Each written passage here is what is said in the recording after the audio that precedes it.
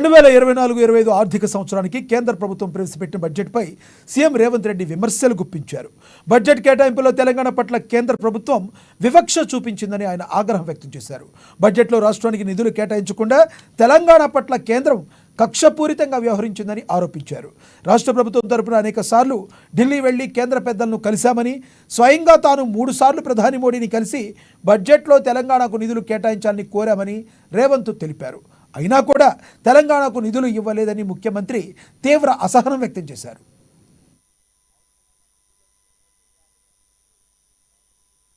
తెలంగాణ రాష్ట్రం పట్ల వివక్ష ప్రదర్శించడం కాదు, కక్షాపూరితంగా వ్యవహరించడంగా తెలంగాణ రాష్ట్ర ప్రజలు భావిస్తున్నారు. మా ప్రభుత్వం, మా మంత్రివర్గ సహచరులు 18 సార్లు ఢిల్లీకి వెళ్ళి ప్రధానమంత్రి, హోంశాఖ మంత్రి, ఇతర మంత్రులను, ప్రభుత్వ ఉన్నతాధికారులను కలిసి రాష్ట్ర పునర్విభజన చట్టంలో పొందుపరిచిన, పార్లమెంట్ ఆమోదించి హక్కులను కల్పించిన విషయంతో పాటు ఈ 10 సంవత్సరాలలో గత ప్రభుత్వం వివక్ష వల్ల, గత ప్రభుత్వం యొక్క అసమర్థత వల్ల జరిగిన నష్టాన్ని కూడా సవరించి తెలంగాణ రాష్ట్రానికి అవసరమైన నిధులను విడుదల చేయాలి అని చెప్పి మేము ప్రయత్నం చేసాం. స్వయంగా నేనే 3 సార్లు ప్రధానమంత్రిని కలిసిన. మొదటిసారి తెలంగాణ రాష్ట్రంలో ప్రభుత్వం ఏర్పడిన వెంటనే నేను, ఉప ముఖ్యమంత్రి బట్టి విక్రమార్క గారు ప్రధానమంత్రి గారిని కలిసి ఎన్నికలు ముగిసిపోయినాయి, వివక్ష లేని, వివాదాలు లేని సత్సంబంధాలను రాష్ట్ర కేంద్ర ప్రభుత్వాల మధ్యలో నెలకొల్పి అభివృద్ధికి ఒకరికొకరం సహకరించుకొని ముందుకు వెళ్తామని మొదటిసారి కలిసి చెప్పడం జరిగింది.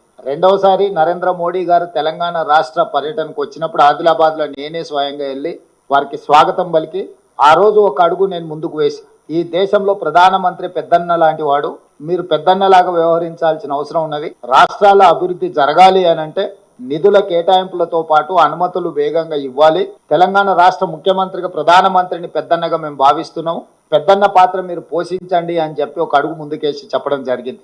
ఆ తర్వాత జాతీయ ఎన్నికల తర్వాత నరేంద్ర మోడీ గారు 3వసారి ప్రధానమంత్రిగా బాధ్యత స్వీకరించిన తర్వాత ఇప్పటి బడ్జెట్ లో తెలంగాణ రాష్ట్రానికి అవసరమైన నిధులను, అవసరమైన ప్రణాళికను పొందుపరిచి తద్వారా తెలంగాణ రాష్ట్రానికి సహకరించమని చెప్పి 3వసారి ఢిల్లీకి వెళ్లి ప్రధానమంత్రి గారిని కలవడం జరిగింది. అన్ని సందర్భాలలో బేసిజాలకు తావు ఇవ్వకుండా, అనవసరమైన వివాదాలకు అవకాశం ఇవ్వకుండా ఈ దేశ ప్రధానమంత్రి వివిధ రాష్ట్రాల ముఖ్యమంత్రులకు పెద్దన్నలాగా ఉండాలి, మిమ్మల్ని మేము పెద్దన్నగా భావిస్తున్నాం, మా రాష్ట్రానికి చాలా సంవత్సరాలుగా వివక్ష జరుగుతున్నది కాబట్టి ఈ వివక్షను తొలగించి మా నిధులు కేటాయించండి అని వారిని కలిసి చెప్పడం జరిగింది.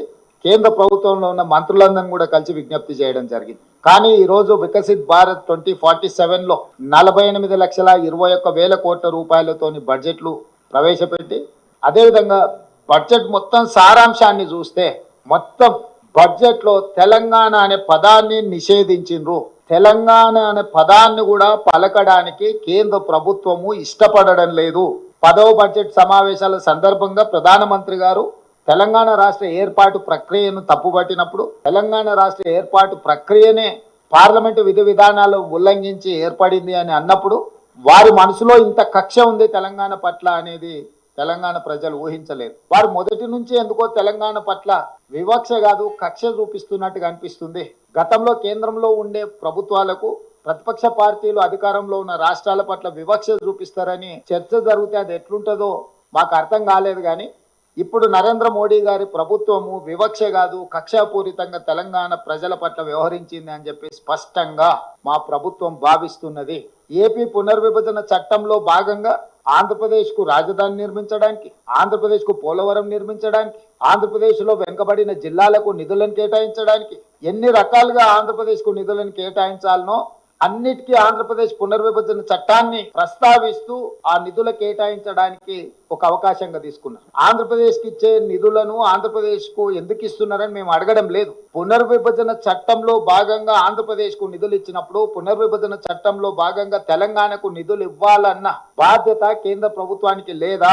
అదే ఆంధ్రప్రదేశ్ పునర్విభజన చట్టంలో బయ్యారం ఉక్కు కర్మాగారం ఉంది, కాజీపేట రైల్వే కోచ్ ఫ్యాక్టరీ ఉంది, సాగునీటి ప్రాజెక్టులలో పాలమూరు రంగారెడ్డి ఎత్తిపోతలకు కేంద్ర ప్రభుత్వం పోలవరంకి ఏ విధంగా నిర్మాణానికి సహాయం అందిస్తున్నారో ఆ విధంగా నిధులను కేటాయించాలన్న ఆలోచన కానీ, అదే విధంగా గిరిజన యూనివర్సిటీ 10 సంవత్సరాల తర్వాత ఇప్పుడు మొదలైన ములుగులో దాని నిధుల విషయంలో కానీ, అదే విధంగా మేము స్పష్టంగా ప్రధానమంత్రి గారిని కలిసి మీకు నమోమి గంగే ప్రాజెక్టు లాగానో